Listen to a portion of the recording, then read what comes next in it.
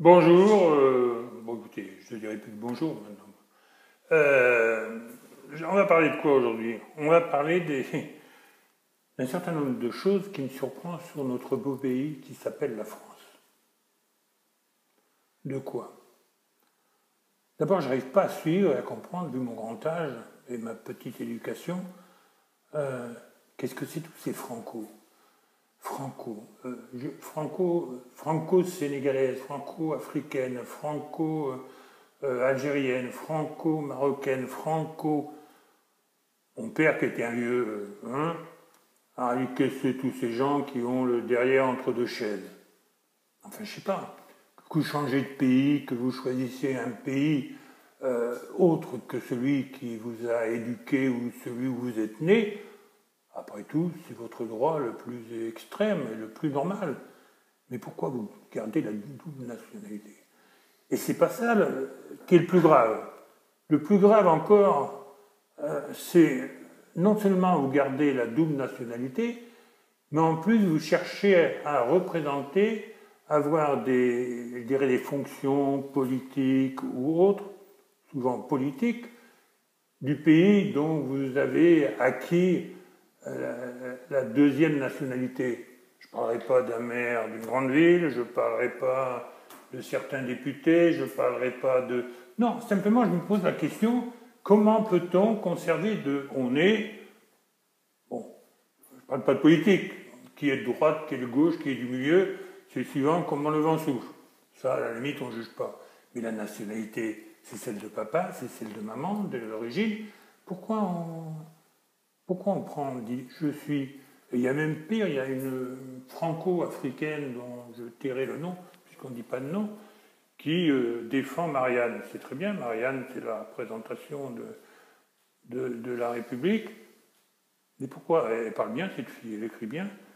Mais pourquoi elle ne défend pas un minimum de droits dans son pays? Vous allez me dire, elle serait en prison, elle aurait des gros problèmes.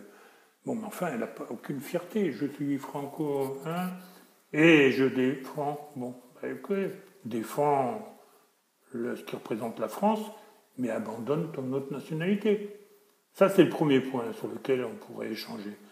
Le deuxième point, c'est tous ces gens qui sont français à l'étranger, qui viennent, je parlais un jour en rigolant, et c'est un garçon que j'aimais bien dans ce qu'il faisait, c'est du rocker déserteur, qui habitent aux États-Unis souvent et qui viennent en France chercher des sous.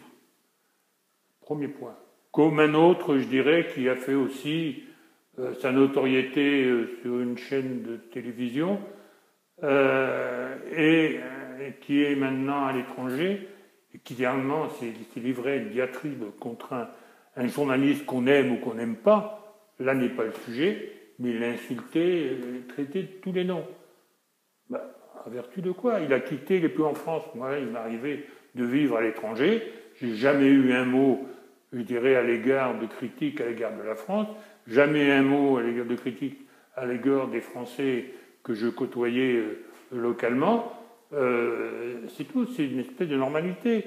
Qu'est-ce qu'il y a encore? Les sportifs. Alors les sportifs, qu'ils soient footballeurs, qu'ils soient tennismen, qu'ils soient rallymen, et qui représentent la France et qui tirent leur notoriété de cette représentation hexagonale, ils vivent tous à l'étranger. Pourquoi? C'est pas de leur faute, ils ont raison. D'une certaine manière, le responsable, c'est la France qui, je suis désolé, tu vis en Suisse, tu représentes pas ton pays que tu as abandonné.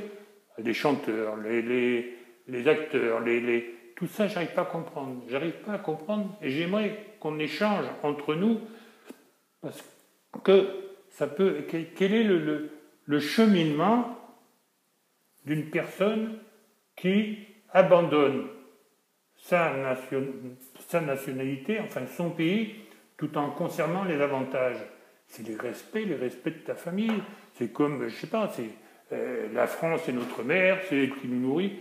C'est une chanson, je ne sais plus ce que c'est, mais enfin, c'est c'est un mot à la mode. On respecte ou on s'en va, point final, mais on ne garde pas, là encore, je vais prendre une expression française, le beurre et l'argent du beurre. On fait un choix dans la vie, on fait un choix dans toute chose. Après, je pourrais parler d'autres choses qui me surprennent. Je dirais, il y a un débat actuellement, j'en ai déjà parlé une fois, j'en parlerai, je dirais sur la PM1, la GP1 et ainsi de suite. Là, je trouve que c'est quelque chose de terrible. J'ai fait il y a quelques jours, vous pouvez voir, quelque chose sur les femmes. Là encore, il y a un combat de femmes. Comment peut-on à la fois faire, je dirais, des enfants, faire des enfants par une femme qui n'auront jamais le droit et la possibilité de dire maman. Ça, on en reparlera une autre fois.